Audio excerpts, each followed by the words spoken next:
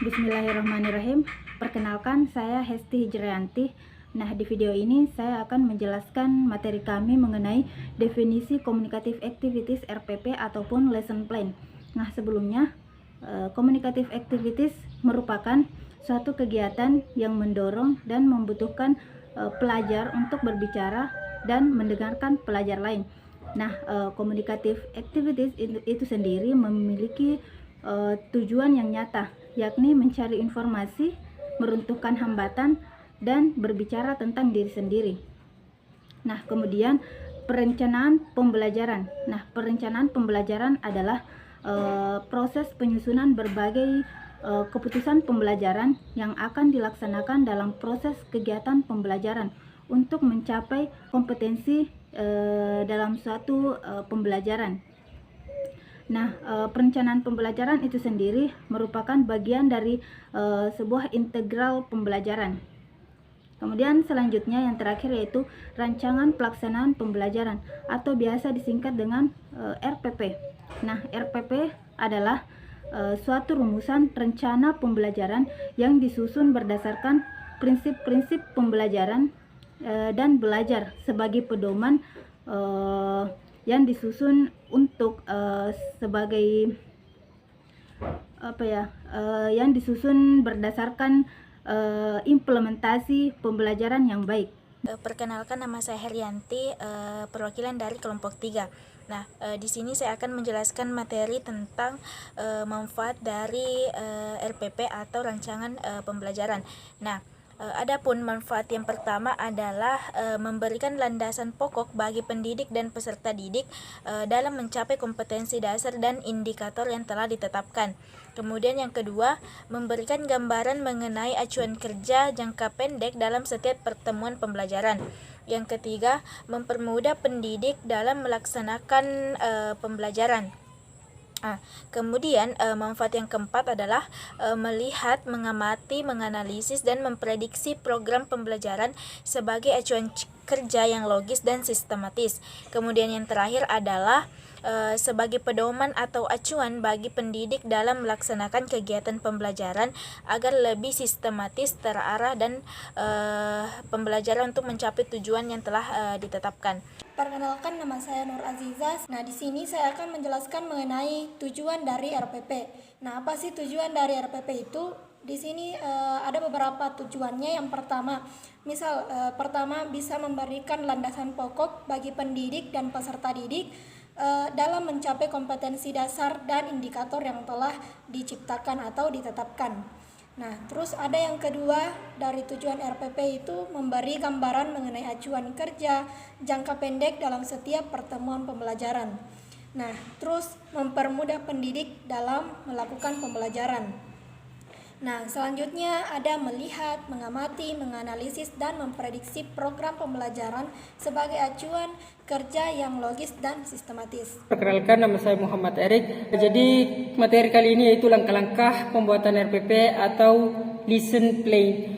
Jadi menurut Kunandar, langkah-langkah menyusun suatu RPP meliputi beberapa hal, yaitu pertama, identitas mata pelajaran, menuliskan nama mata pelajaran, kelas, semester, dan alokasi waktu atau biasa disebut dengan jam pertemuan.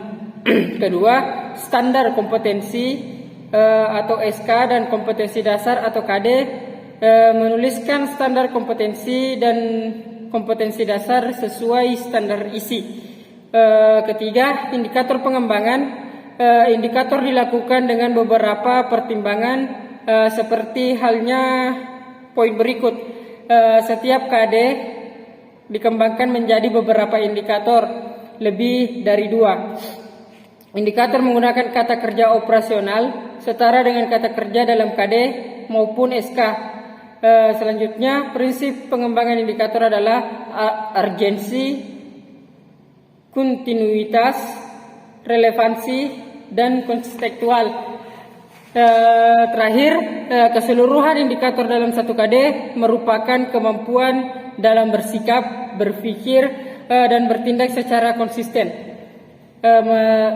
Langkah selanjutnya, materi pembelajaran, mencantum materi pembelajaran dan melengkapi dengan uraian-uraian yang telah dikembangkan dalam silabus. Pengalaman belajar yang bagaimana yang diinginkan atau yang ingin diciptakan dalam proses pembelajaran yang didukung oleh uraian materi untuk mencapai kompetensi tersebut. Selanjutnya, tujuan pembelajaran. Dalam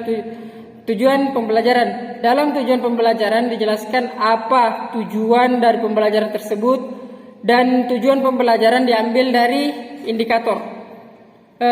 Selanjutnya, strategi atau skenario pembelajaran adalah strategi atau skenario apa dan bagaimana dalam menyampaikan materi pembelajaran kepada siswa secara terarah, aktif, dan efektif, bermakna, yang paling penting itu menyenangkan. Selanjutnya, sarana dan sumber pembelajaran dalam proses belajar mengajar.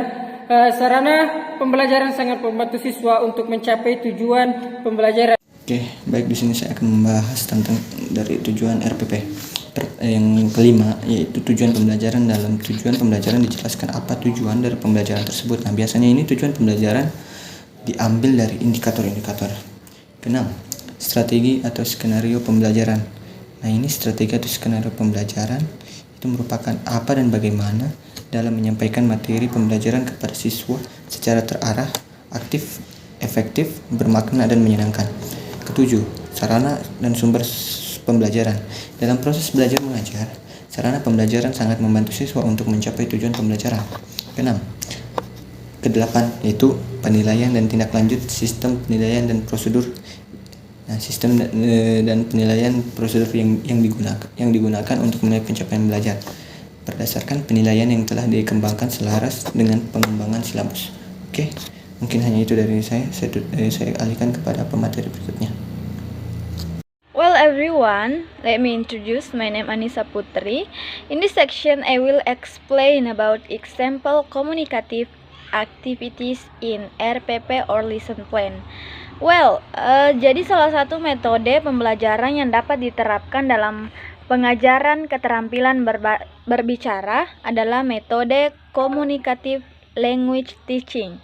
Nah, for example, you can see in makalah dari kelompok kami, but saya akan menjelaskan sedikit di bagian materi pembelajaran yang memperkenalkan struktur kalimat. Jadi sedikit contoh dari struktur kalimat simple past tense. Jadi ini dalam menggunakan to be. Nah, you can hear me, for example, where you yesterday morning. Ini adalah pertanyaannya dan jawabannya ini kita bisa jawab I was at home, I was in the living room. Jadi kondisinya menggunakan to be. Dan selanjutnya pada saat bertanya where you at the hospital last night, dan kamu bisa menjawab yes, I was, no, I wasn't. Baik, bismillah.